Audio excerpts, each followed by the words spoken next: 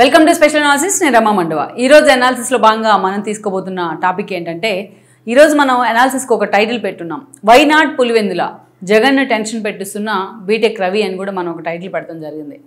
మనం చూసినట్లయితే గత 5 ఏళ్ల పాటు జగన్మోహన్ రెడ్డి అధికారంలో ఉన్న 5 ఏళ్ల పాటు ఆయన ఒక నినాదాన్ని తీసుకున్నారు, వై నాట్ కుప్పం అనే నినాదాన్ని. ఇప్పుడు ఎందుకు చెప్పుకోవాలంటే అది చెప్పుకోవాల్సిన అవసరం అయితే ఉంది. ఎందుకంటే జగన్మోహన్ రెడ్డి ఎప్పుడైతే 151 సీట్లతో అధికారంలోకి వచ్చారో ఆ తర్వాత కొద్ది రోజులకే లోకల్ బాడీ సెలక్షన్స్ వచ్చాయి. సో ఆ రోజు పెద్దిరెడ్డి లాంటి వాళ్ళకి కుప్పం బాధ్యత అప్పగించారు. కుప్పం మున్సిపాలిటీని వైఎస్ఆర్సీపీ కైవసం చేసుకుంది. యాక్చువల్గా ఆ లోకల్ బాడీ సెలక్షన్స్కి ఆ రోజు టీడీపీ దూరంగానే ఉంది, ఆ పార్టీ క్యాడర్ కూడా దూరంగానే ఉంది. అక్కడ మనం చూసి ఎప్పుడైతే కుప్పం మున్సిపాలిటీ వైఎస్ఆర్సీపీ ఖాతాలో పడిందో అప్పటి నుంచి కూడా జగన్మోహన్ రెడ్డి కుప్పం మీద చాలా సీరియస్గా ఫోకస్ పెట్టారు. ఎంత సీరియస్గా ఫోకస్ పెట్టారు అంటే కుప్పం, వై నాట్ కుప్పం అనే నినాదాన్ని తీసుకున్నారు. కుప్పంలో పూర్తి స్థాయిలో మన మున్సిపాలిటీని కైవసం చేసుకున్నప్పుడు 2024 ఎన్నికల్లో చంద్రబాబు నాయుడు సొంత కాన్స్టిట్యున్సీ అయిన కుప్పాన్ని కూడా మనం ఎందుకు కైవసం చేసుకోకూడదు అనే మాట మాట్లాడుతూ వచ్చేవాళ్ళు జగన్మోహన్ రెడ్డి. ఊరికి మాట్లాడేసి వదిలేదు. ఆ టార్గెట్ని కూడా పెద్దిరెడ్డి లాంటి వాళ్ళకి అప్పగించారు. పెద్దిరెడ్డి నిజంగానే వై నాట్ కుప్పం అనే నినాదాన్ని తన సొంత నినాదంగా మార్చుకున్నారు. సో కుప్పానికి ప్రభుత్వం వైపు నుంచి నిధుల వరద పారించారు. ఎక్కడో ఉన్న భరత్ రెడ్డిని తీసుకొచ్చి అక్కడ ఎమ్మెల్సీని చేశారు. ఆయన చంద్రబాబు నాయుడిని ఓడిస్తే ఆయనకు మంత్రి పదవి ఇస్తానంటూ కూడా హామీ ఇచ్చారు. ఇక అక్కడ స్థానికంగా ఉండే ఎన్టీఆర్ అభిమాన సంఘాలు మొత్తాన్ని కూడా వైఎస్ఆర్సీపీ నేతలు తమ వైపుకు మార్చుకున్నారు. ఈవెన్ తన సొంత కాన్స్టిట్యున్సీ, అది తన సాలిడ్ కాన్స్టిట్యున్సీ అయిన కుప్పం అడుగు పెట్టాలంటేనే చంద్రబాబు నాయుడు ఆయన మీద ఆ స్థాయిలో దౌర్జన్యకాండ, ఎన్ఎస్జీ ప్రొటెక్ట్ అయినా కూడా ఆ స్థాయిలో ఆయన పర్యటన అడ్డుకున్న పరిస్థితి. ఈవెన్ లోకేష్ పాదయాత్ర కూడా అడుగడుగున అక్కడ అడ్డంకులు సృష్టించిన పరిస్థితి. అలా జగన్మోహన్ రెడ్డి కుప్పం అనే నినాదాన్ని చాలా సీరియస్గా జనంలోకి తీసుకెళ్లారు. కుప్పానికి అనేక డెవలప్మెంట్ యాక్టివిటీస్ కూడా చేశారు పాపం దీనిలో భాగంగానే. వేరేస్ ఎప్పుడైతే ఎమ్మెల్యే కోట, ఎమ్మెల్సీ పట్టభద్రుల ఎమ్మెల్సీ ఎన్నికలు ఫస్ట్ తెర మీదకి వచ్చాయి 2.5 ఏళ్ల తర్వాత, పట్టభద్రుల ఎమ్మెల్సీ ఎన్నికల సమయంలో ఆ రోజున 11 జిల్లాలని కవర్ చేస్తూ కూడా పట్టభద్రుల ఎమ్మెల్సీ ఎన్నికలు జరిగాయి. మొత్తం 3 స్థానాలను ఆ రోజు టీడీపీ కైవసం చేసుకుంది. అక్కడ మనం చూస్తే భూపాల్ రెడ్డి లాంటి వాళ్ళు అక్కడి నుంచి గెలవడం జరిగింది.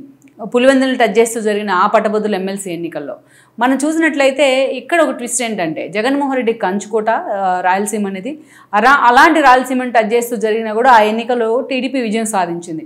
11 జిల్లాలు అంటే ఏదో క్లియర్ కట్ మ్యాండేట్. ఇంత శాంపిల్, బల్క్ శాంపిల్ ఏ సంస్థ కూడా తీయలేదు, సర్వే సంస్థ. అక్కడే జగన్మోహన్ రెడ్డి తన ఓటమి ఏంటనేది అర్థం కావాల్సింది.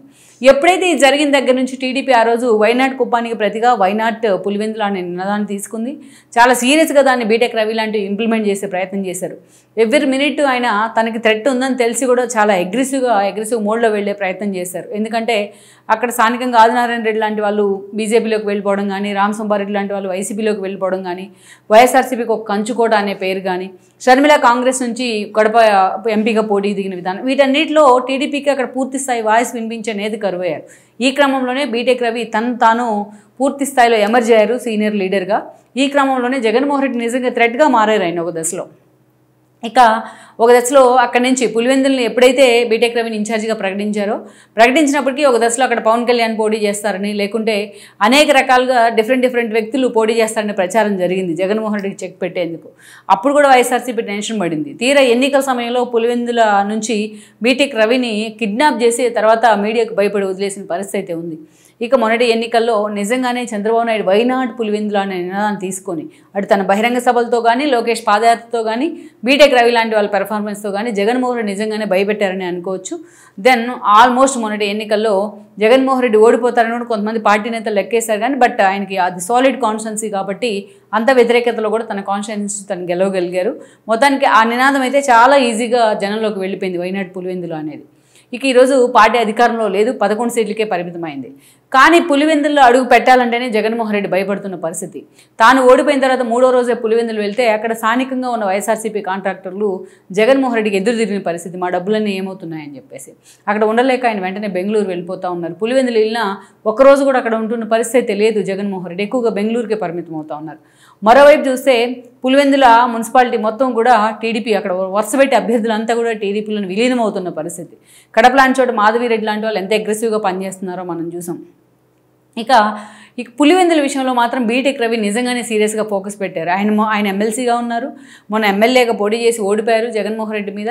అయినప్పటికీ కూడా ఈరోజు అదే స్థాయిలో పులివెందుల డెవలప్మెంట్ మీద బీటెక్ రవి చాలా సీరియస్గా ఫోకస్ పెట్టారు. ఈరోజు ఏ స్థాయిలో ఫోకస్ పెట్టారు అంటే, ఇన్ని ప్రాంతాలు ఉంటే మహానాడు నిర్వహించడానికి ఈరోజు రాయలసీమ వేదికగా మహానాడు నిర్వహించాలని టీడీపీ నిర్ణయించడం, అది కూడా ఎస్పెషల్లీ పులివెందులో నిర్ణయించాలని, పులివెందులో పెట్టాలని నిర్ణయించారు. కానీ కొన్ని అనివార్య కారణాల వల్ల పులివెందులను తీసేసి ఈరోజు కడపకు మార్చడం జరిగింది వెన్యూని.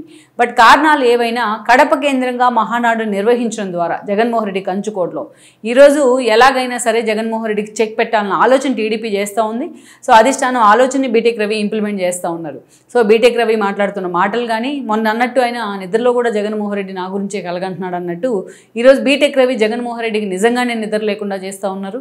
ఒక్క మాటలో మనం చెప్పుకోవాలంటే వైనాట్ పులివెందుల అనే నినాదం మీద ఈరోజు టీడీపీ చాలా సీరియస్గా ఫోకస్ పెట్టినట్టు మనకు కనిపిస్తుంది మహానాడుని అక్కడ పెడతాం ద్వారా. మరి ఆఫ్టర్ మహానాడు తర్వాత ఈలోపే కొంతమంది వైఎస్ఆర్సీపీ నేతలు ఆ పార్టీలో చేరే అవకాశం ఉందనే చర్చ ఉంది ఎంపీలతో సహా. మరి ఇలాంటి సిచ్యువేషన్లో మరి ఆఫ్టర్ మహానాడు ఎలాంటి పరిణామాలు పులివెందుల వేదికగా కడప వేదికగా చోటు చేసుకోబోతున్నాయి, బీటెక్ రవి లాంటి వాళ్ళు జగన్మోహన్ రెడ్డికి ఎలాంటి షాక్, ఊహించిన షాక్ ఇవ్వబోతున్నారు అనేది ఇంకొద్ది రోజుల్లోనే క్లారిటీ రాబోతోంది. ఈ వీడియో మీకు నచ్చినట్లయితే please share, like and subscribe R24 Telugu.